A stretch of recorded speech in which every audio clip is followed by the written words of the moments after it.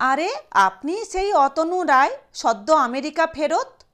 Buffet ডিনারের সুবিধেই পার্থপ্রতিম ওর পাশ কাটিয়ে এগিয়ে এসে পৌঁছে গেল লক্ষ্য ব্যক্তির মুখোমুখি। বলল, প্রিয়নাথ মল্লিক রোডের বিখ্যাত অতনু, ঠিক তো? দুজনের হাতেই খাবার ভর্তি ডিশ, অতএব কপালটা একটু নিচু করেই অভিবাদনের ভঙ্গি। অতনুকে একটু বেশি নিচু করতে হলো। হেসে বলল, বেঠিক বলতে পারছি না, এই 6.5 ফিট শরীরটাকে অতনু নামের কভারেই মুড়ে বয়ে বেড়াচ্ছি। প্রিয়নাথ মল্লিক রোডেরও বটে, কিন্তু বিখ্যাত হলাম কি সূত্রে? কে যে কোন সূত্রে বিখ্যাত হয়ে যায় মশাই বলা শক্ত। কেউ ছুরি মেরে বিখ্যাত হতে পারে, কেউ ছুরি খেয়ে। যাক, পরিচয়টা যখন আবিষ্কার হয়ে গেল, তখন এটাও স্থির হয়ে গেল আপনি আমার পরমাত্মীয়। অতএব পার্টির শেষে আপনাকে আমি অ্যারেস্ট করে নিয়ে যাব। অতনু ঠিক বুঝতে পারল না এমন মাইডিয়ার মার্কা ভদ্রলোকটি কে। তবু সহজাত শক্তিতে কিছু যেন একটা অনুমান করল, অথচ সন্দেহ অনেকখানি। তাই কি সম্ভব?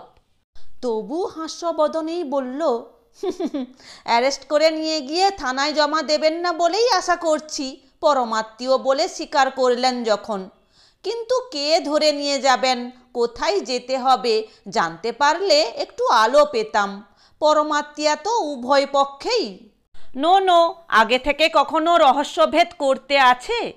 তার মানে রহস্য জালে আচ্ছন্ন হয়ে অন্ধের মতো আপনার অনুসরণ করতে হবে? আরে বাস, এতদিন ওদেশে থেকেও আপনি বাংলা ভাষাটা এতখানি কবজায় রেখেছেন, দারুণ তো।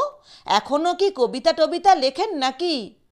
আমার সম্বন্ধে তো অনেক কিছুই জানা আছে দেখছি, তাহলে ওটাও জানা থাকা সম্ভব। সম্ভব নিশ্চয়ই, কথা শুনে মনে হচ্ছে লেখেন, পত্রস্থও করেন। তবে মুশকিল কি জানেন, আধুনিক কবিতা টবিতা তেমন বুঝি না বলে ওটা আর নজরে আসে না বা আনি না। যাক, আশা করছি পালাবেন না, আমি আসছি। অতনু হেসে উঠে বলল, তাহলে তো আমার আপনাকে নজরবন্দি রাখতে হয়। নাম জানা থাকলে ভিড়ের মধ্যে কাউকে জিজ্ঞেস করা যায়। আচ্ছা, ওর গাড়ির নাম্বারটা কি? তবে অনুমান শক্তিকে কাজে লাগিয়ে বলছি, নামটা বোধহয় পার্থপ্রতিম মুখার্জি। কারেক্ট? হেসে উঠে পার্থপ্রতিম, কবিদের যে অন্তর্দৃষ্টি থাকে সেটা আর একবার প্রমাণ হলো। গাড়ির নাম্বার কিন্তু আপনাকে খুঁজতে হবে না, আমি যখন হ্যান্ডকাপ নিয়ে বেড়াচ্ছি। কিন্তু আপনার যে প্লেট খালি। খাওয়া হয়ে গেছে বলে একটু হেসে প্লেটটা পাশের লম্বা টেবিলে নামিয়ে রাখে অতনু।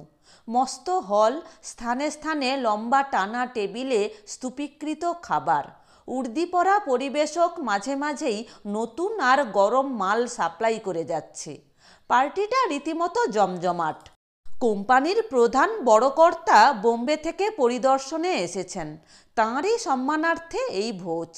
পার্থপ্রতিম ওদিকে গিয়ে দেখল ললিতাদি এক মনে চিমটে দিয়ে রস টিপে টিপে রসগোল্লা তুলে তুলে প্লেটে জমা করছে। পাশ থেকে বলে উঠল, ললিতাদি, অত রসগোল্লা খাবেন না, ফিগার নষ্ট হয়ে যাবে। আহ, থামো তো, তুমিও চৌধুরীর মতো টিকটিক করো না। এই, তুমি অতনুর সঙ্গে কথা বলছিলে মনে হলো। যা মনে হলো তা ভুল নয়, আলাপ জমিয়ে ফেললাম।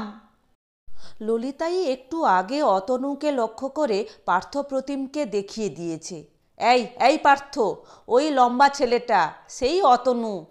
কারণ অতনু সম্পর্কিত বহুবিধ তথ্য ইতিপূর্বে ললিতাই পরিবেশন করেছিল পার্থকে। কিন্তু এখন নাক কুঁচকে বলল, ওর সঙ্গে আবার আলাপ জমাতে গেলে কি করতে? ওই সুযোগ নিয়ে যদি বলে বসে, যাব একদিন আপনার বাড়ি। পার্থপ্রতিম হেসে ওঠে, আরে আমি তো ওকে বলে এলাম যাবার সময় গাড়িতে তুলে পাকড়ে নিয়ে চলে যাব। নিয়ে চলে যাবে কোথায়? এই অধমের কুটিরে। হতভাগা হলেও আছে তো পিতৃপুরুষের দরুন একখানা ভিটে। শেঠজিদের মতো বিনয় করতে শিখেছ দেখছি, তারাই প্যালেসে ঢুকিয়ে বলে গরিবের গরিবখানা। তোমারও বাবা ওই পিতৃপুরুষের ভিটেটি প্যালেসই। সে যাক, ওকে তুমি নিজের বাড়িতে নিয়ে যাবার নেমন্তন্ন করলে? করলাম তো। আশ্চর্য, পার্থ, তুমি কি পাগল? পার্থপ্রতিম তার এই মামাতো বড় শালীর বিপন্ন মুখের দিকে তাকিয়ে বলল, কেন বলুন তো? আমার কাছেই তুমি সীমার পাস্ট হিস্ট্রি শুনেছ পার্থ। ললিতা চৌধুরী কথার মাঝখানেই চামচ করে প্লেট থেকে রসগোল্লা তুলে সাবধানে লিপস্টিক বাঁচিয়ে মুখে ফেলে সাবধানে কামড় দিয়ে হতাশ গলায় বললেন, অথচ আমাকেই জিজ্ঞেস করছো কেন? আমার দিদিমা বলতো, খাল কেটে কুমির আনা, এটা তো প্রায় তাই। পার্থপ্রতিম একটু হাসল। ললিতার ওই উত্তেজিত এবং আরও একটা রসগোল্লা মুখে পুরে ফেলা ফুলো গাল মুখের দিকে তাকিয়ে বলল, হিস্ট্রিটা তো পাস্টই, তাই না? ললিতা একটু মৃদু অথচ শক্ত গলায় বলল, দেখো পার্থ, বাহাদুরি দেখাতে গিয়ে ছেলে মানুষই করো না। জানো তো, আগুন নিভে গেছে জেনেও তাকে সহজে বিশ্বাস করতে নেই।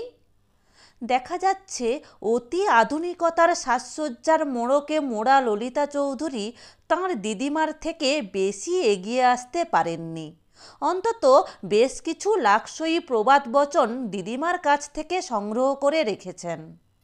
পার্থ ওর খাটো চুল, খাটো ব্লাউজ, খাটো গড়ন আর আঁটো করে শাড়ি পরা হাস্যকর হাস্যকর চেহারার দিকে তাকিয়ে মনে মনে একটু কৌতুকের হাসি হাসল, তবে মুখে খুবই গাম্ভীর্য আনল। কি আশ্চর্য, একটা সামান্য ব্যাপারকে এমন বড় করে দেখছেন কেন? সীমার ক্লাস ফ্রেন্ড, তাছাড়া চিরকালের পাড়ার চেনা, এতদিন পরে বিদেশ থেকে ফিরেছে, দেখলে কত খুশি হবে সেটা ভাবুন।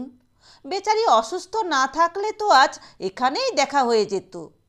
ললিতা শেষ রসগোল্লাটা শেষ করে প্লেটটা নামিয়ে রেখে ইতস্তত দৃষ্টি নিক্ষেপ করল, টেবিলে নতুন কিছু এসেছে কিনা দেখতে। না, নতুন আর কিছু দেখা যাচ্ছে না। পার্থটা যে আবার সামনে দাঁড়িয়ে, না হলে শেষ বেশ একখানা ফিশ ফ্রাই তুলে নেওয়া যেত। ফার্স্ট ক্লাস করেছে। ইচ্ছে মতো নেবার বাধা পড়ার ভয়ে চৌধুরীর কাছাকাছি থেকে সরে এসেছে বেচারি ললিতা। এখানেও বিড়ম্বনা।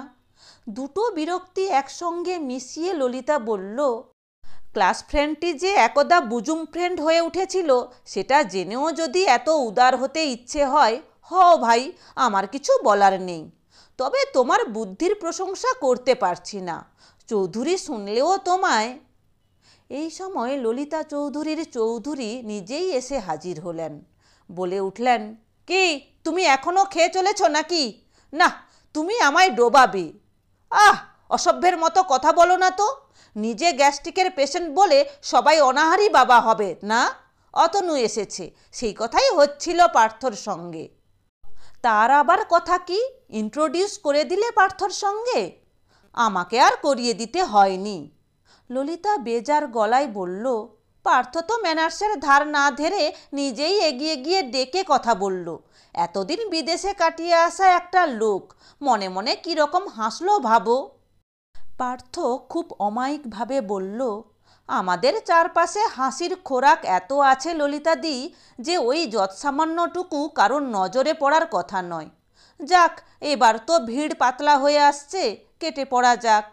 আচ্ছা ললিতাদি, আচ্ছা চৌধুরীদা, চলি, দেখি সে ভদ্রলোক কোথায় ঘুরছে। ললিতা তাড়াতাড়ি বলে ওঠে, তুমি তাহলে সত্যি ওকে বাড়ি নিয়ে যাচ্ছ? কি মুশকিল, এই সামান্য ব্যাপারটার মধ্যে আর সত্যি মিথ্যে কি? চৌধুরী পাইপটাকে ঠোঁটের কোণে আলগা করে ঝুলিয়ে রেখে বলেন, হঠাৎ সত্যি মিথ্যে নিয়ে তর্ক যে? তর্ক কিছুই নয়। ললিতা ধিক্কারের গলায় বলে, পার্থবাবু ওর স্ত্রীকে প্লিজ করতে স্ত্রীর একদা ক্লাস ফ্রেন্ডকে আদর করে বাড়ি নিয়ে যাচ্ছেন, তাই বলছিলাম কাজটা খুব বুদ্ধির হচ্ছে না। কি, ওই অতনুকে বলো কি? পত্নী প্রেমে যে তুমি আমাকেও টেক্কা দিলে হে পার্থ। তোমাকে? ললিতা তার সুরমা টানা চোখে অগ্নিদৃষ্টি হেনে বলে ওঠে, তোমাকে টেক্কা দেবার কথা উঠছে কি সূত্রে? হ্যাঁ, তোমাকে টেক্কা? ভেবেচিন্তে কথা বলতে হয়, বুঝলে? চৌধুরী বললেন, অভাগার অদৃষ্ট, এগাতটা ক্লাস ফ্রেন্ড বার করতে পারতে তো দেখাতাম। যাক, পার্থর বুকের পাটা আছে বলতে হবে। আচ্ছা পার্থ, ওকে। ললিতা তার ল্যাগ বেগে বরের পিছন পিছন হাঁসফাঁস করে যেতে যেতে বলল, আগুন নিয়ে খেলতে বুকের পাটার দরকার লাগে না, দরকার লাগে খানিকটা নির্বুদ্ধিতার আর গোয়ার তুমির। চৌধুরী পাইপ দুলিয়ে বলেন, তা তুমি এত ক্ষেপে যাচ্ছ কেন? তোমার কি এসে যাচ্ছে? পয়সা খরচ করে তো সাপ খেলানোও দেখা হয়, সেটা বিনা পয়সায় দেখা হলে মন্দ কি? গাড়িতে উঠে বসেও ললিতা ওই প্রসঙ্গটা জিইয়ে রাখে। মুখের সামনে ছোট্ট একটু ব্যাটারির পাখা ধরে তার ফুরফুরে হাওয়ায় গলার ঘাম শুকোতে শুকোতে বলে, আচ্ছা, পার্থর মতলবটা কি বলো তো? আমি তো ওকে ওদের হিস্ট্রি বলতে কিছু বাকি রাখিনি, তবু। চৌধুরী স্টিয়ারিংটা হাতের একতারে রেখে সাবধানে ঘোরাতে ঘোরাতে বলেন, তুমি যখন ভার নিয়েছিলে তখন বাকি রাখার কথা ওঠেই না, বরং বোধহয় কিছু রঙের প্রলেপে বলাটা বেশ ঘোরালোই হয়েছিল। রং রং চড়িয়ে বলেছি আমি? সব সময় তুমি আমায় এভাবে ইনসাল্ট করে কথা বলো, মানে কি? ওরা দুজনে কলেজ পালিয়ে চাঁদপাল ঘাটে বেড়াতে যেত না? কলেজ ফেরত লাইব্রেরিতে বই নেবার ছুতো করে গিয়ে আড্ডা দিত না? পিসামশাই একদিন হঠাৎ দেখতে পায়নি সীমা আর অতনু মেট্রোয় ঢুকে গেল? এসব বানিয়েছি আমি? খুব সম্ভব বানাওনি, তবে পার্থকে এত ডিটেলস জানাবার অকেশান কি হলো তাই ভাবছি। অকেশানটা আবার কি? ওকে একটু অবহিত করে দেওয়া উচিত নয়? নিঃশঙ্ক লোকটা। সীমা অবশ্য তোমারই বোন, তাতে কি? আমি চিরদিনই সত্যের পক্ষে। তা সত্য, চৌধুরী হাসলেন। তবে হ্যাঁ, পার্থর এই ছেলে মানুষই বোকামি। মেয়েজাতটাকে একবার প্লিজ করতে শুরু করলে তার শেষ যে কতদূর পর্যন্ত টানতে হয় জানা তো নেই। অসভ্যের মতো ফট করে জাত তুলে কথা বলো না বলছি।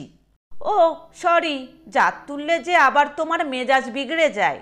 তবে এটা ঠিক, কাজটা পার্থর বোকামিই হলো। দেখলাম তো ছেলেটাকে, আগেও দেখে থাকবো হয়তো, ঠিক মনে ছিল না। এখন এই সদ্য বিদেশ ঘুরে আসা চেহারাটি দেখলাম। তবে তোমার বোনকে দোষও দিতে পারছি না, বরং প্রশংসাই করব।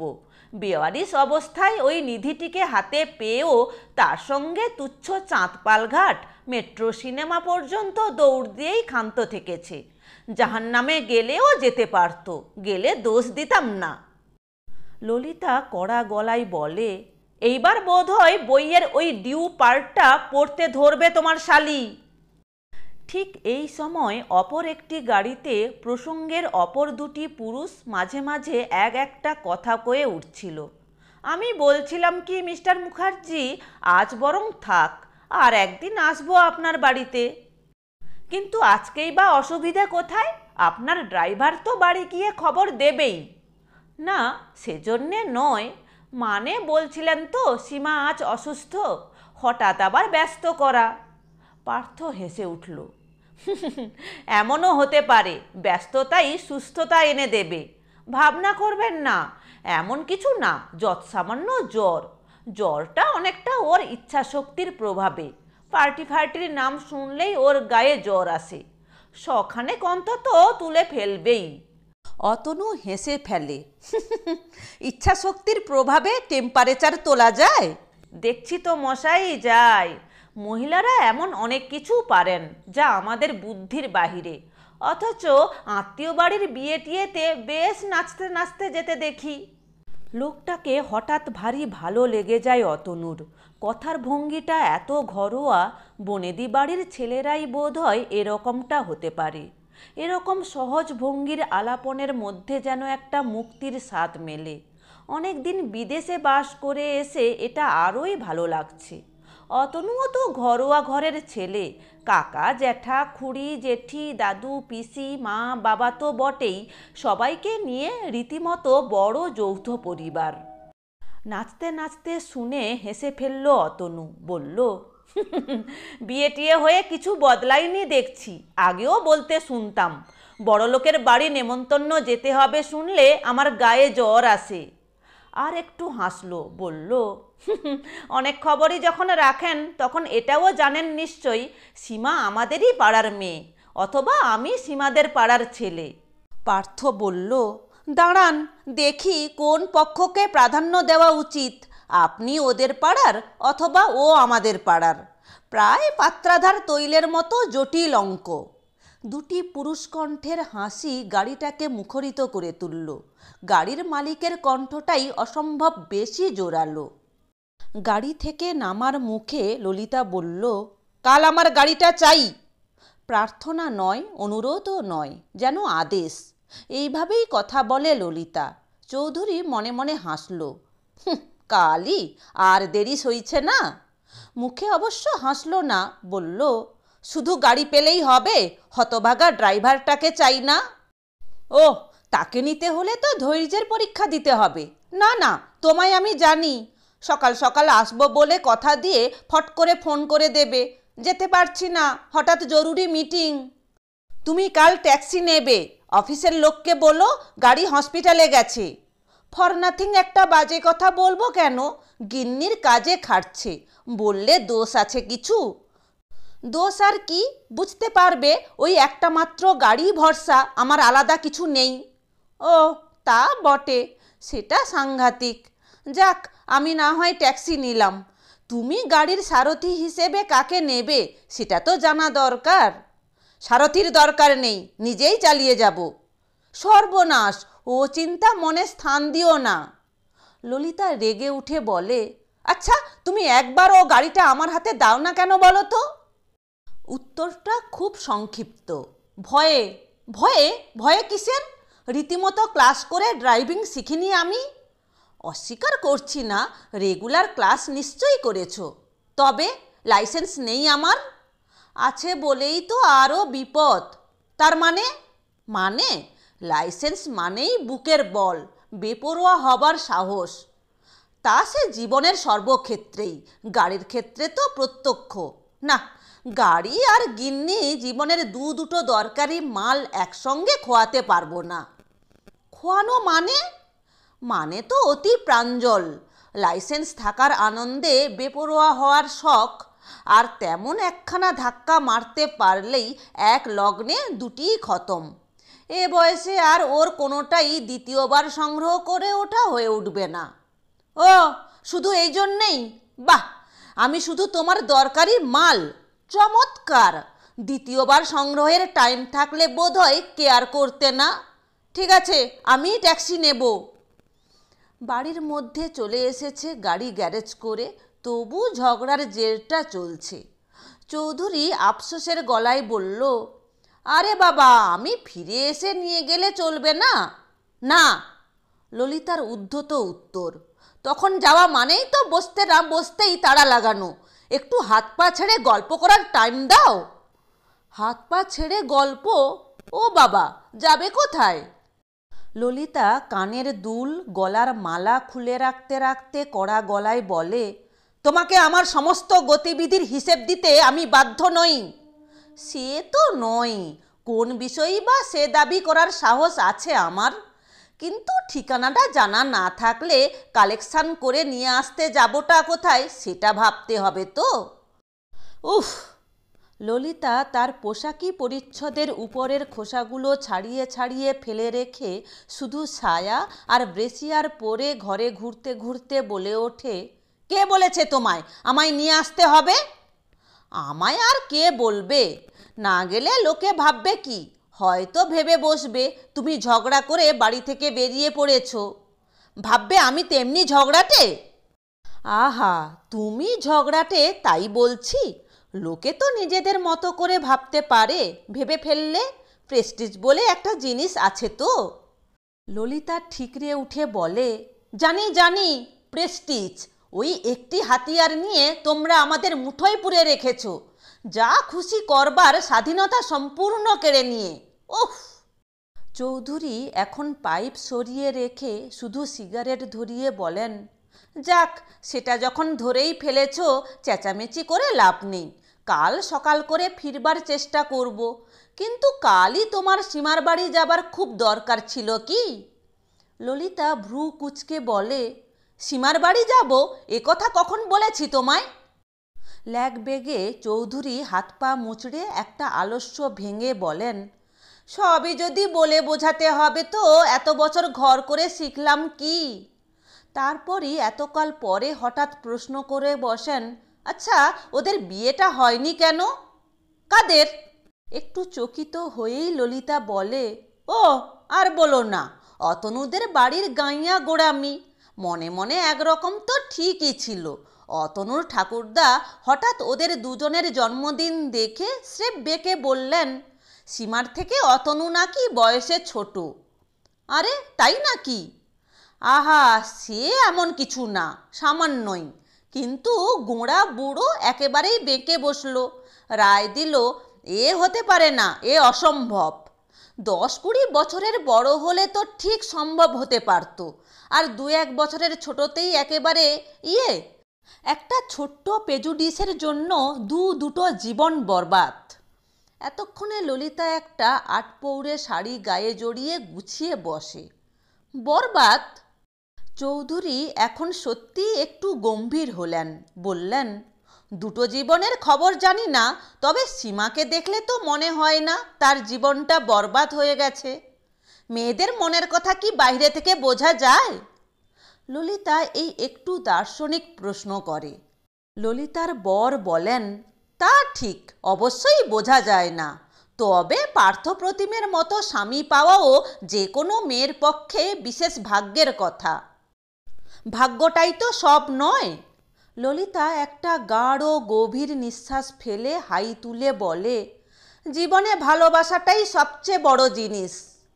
চৌধুরীও মনে মনে একটা গভীর নিঃশ্বাস ফেলেন। বুঝতে পারছেন ললিতা এবার অন্য নৌকোর হাল ধরবে। বুঝতে পারলেও করার কিচ্ছু নেই। সংসারে কিছু কিছু লোক থাকে যারা অন্যদের একটু নিশ্চিন্তে থাকতে দেখলে কিছুতেই নিশ্চিন্ত থাকতে পারে না। আর একবার ভাবলেন চৌধুরী, পার্থ এতটা না করলেও পারত। সত্যি বউকে খুশি করার চেষ্টা মাত্র, নাকি বাহাদুরি দেখানো? প্রসঙ্গ অতনু রায়ও চলন্ত গাড়িতে এই কথাটাই ভেবে চলেছিল। ব্যাপারটা কি? ভদ্রলোকটি নির্বোধ না মহৎ, নাকি বাহাদুরি দেখিয়ে গিন্নির কাছে হিরো হবার চেষ্টা, অথবা আরও গভীর কোনো মোটিভ আছে? কিন্তু এ চিন্তাটা দাঁড়ালো না। বাল্যবান্ধবীর স্বামী এই ভদ্রলোকটি সম্বন্ধে কিছুতেই এমন বিরূপ ভাব মনে আনতে পারছে না অতনু। লোকটাকে ঘিরে যেন একটি নির্মলতার পরিমণ্ডল আছে। পথ শেষ হলো, গাড়ি থামালো পার্থ, বাড়ির সামনে এলো। ললিতার তখনকার উক্তিটা খুব অত্যুক্তি নয়। পার্থর বাড়িটা প্রায় প্রাসাদ তুল্যই, তবে আধুনিক ছাদের ছাপটাই নেই। বনেদি বড়লোকের পুরনোকালের সাবিকি ছাদ, বিশাল গেট, সামনে খানিকটা লন, উঁচু উঁচু তলা। 3 তলাতেই উচ্চতায় যতখানি আকাশ দখল করেছে, এ যুগের ছাদের 5 তলাও তার নাগাল পায় কিনা। রাস্তার উপর গাড়ি বারান্দা, তার পিছনে সারি সারি ঘর, সারি সারি গোটা আষ্টেক পাখি খড়খড়ি দেওয়া জানালা। গেট থেকে লনের মাঝখান দিয়ে ঢোকবার রাস্তা, যেটা পোর্টিকোর মধ্যে পৌঁছে গিয়ে থেমেছে। বাড়ির পুরনো লোকজন যেটাকে গাড়ি বারান্দা ছাড়া কিছু বলতে রাজি নয়। মোটা মোটা থামের খিলেন দেওয়া সেই গাড়ি বারান্দার মধ্যে ঢুকে পড়ে গাড়ি থামালো পার্থপ্রতিম। ফর্সা ধবধবে ধুতি আর ফর্সা ফতুয়া পরা একটা প্রৌঢ় লোক ছুটে এসে গাড়ির দরজা খুলে ধরল। পার্থ বলল, শ্রীনাথদা, বৈকুণ্ঠকে বলে দাও বৌদিকে খবর দিতে, একজন গেস্ট এসেছেন। অতনু একটু স্বস্তির নিঃশ্বাস ফেললে। যাক, মেম সাহেব নয়, বৌদি। কিন্তু গেস্ট মানে কি? থাকতে বলবে নাকি? কে জানে কি বিপদে পড়া গেল। যে বিশাল দুর্গের মতো বাড়ি, এর মধ্যে পুড়ে ফেললে বেরোবার পথ খুঁজে পাওয়া যাবে কিনা সন্দেহ। অতনুর একটা নিঃশ্বাস পড়ল। এই দুর্গের মধ্যে সীমা নামের সেই রোগা হালকা মেয়েটা কোনখানে বন্দি আছে কে জানে। এই তো সম্প্রতি অতনু 30-40 তলা ম্যানশন দেখে এসেছে ইটের পরে ইট, মাঝে মানুষ কীট কিভাবে খোপে খোপে খাপ খাইয়ে জীবনধারা নির্বাহ করছে। তবু কই কোনোদিন তো মনে হয়নি ওদের প্রাণ হাঁপায়। সিঁড়ির মুখে একই ধরনে আরও একজন। পার্থ তাকে বলল, বৈকুণ্ঠ, বৌদি কেমন আছে? বিমলা বলেছে ভালো আছেন, জ্বর নাই। ঠিক আছে, কি খেয়েছেন? ওই যে ভিবা আর বিস্কুট। সিঁড়ি দিয়ে উঠতে লাগলো দুজনে। আরে দীর্ঘে লম্বা চওড়া পাথুরে সিঁড়ি। অতনু একটু হাসলো। মিস্টার মুখার্জি, সীমার তো বড়লোকের বাড়িতে বেড়াতে আসতেও জ্বর আসতো, এখন কি তাহলে তার সর্বদা জ্বর আসে? সীমা শুয়েছিল, এখন গেস্টের খবরে বিরক্ত হয়ে শোবার ঘর থেকে বেরিয়ে বাহিরে হলে এসে বসেছে। কে আবার এখন জ্বালাতে এলো?